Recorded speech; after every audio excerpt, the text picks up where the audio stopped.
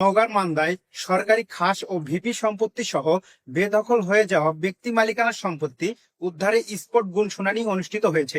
আজ মঙ্গলবার বেলা 11টার দিকে এ আয়োজন করে উপজেলা রাজস্ব প্রশাসন। বিস্তারিত থাকছে মহসিন রেজার প্রতিবেদনে।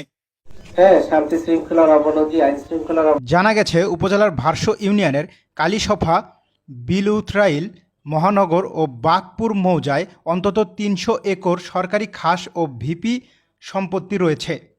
এর পাশাপাশি রয়েছে বিপুল পরিমাণ ব্যক্তি মালিকানার সম্পত্তি।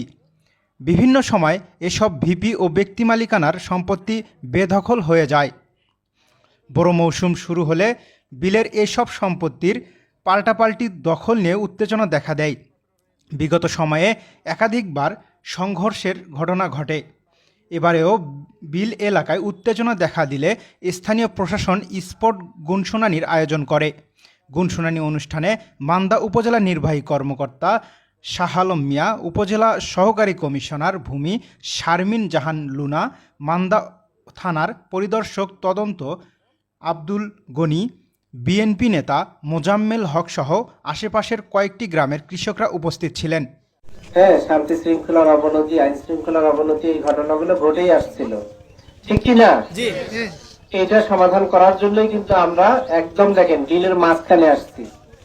যেখানে জায়গা ওই জায়গায় বসেই আপনাদের কাগজপত্র বক্তব্য শুনে আমরা 5-6 জনে তিন বছর বিল উত্তরাইল, বিল মহানগর, বিল পবনি, বিল কালীসভা, আপনারা কে কিভাবে সরকারি সম্পদ ভোগ দখল করছেন এই তথ্য জানার জন্য উনি এখানে এসেছেন। তাহলে হয়তো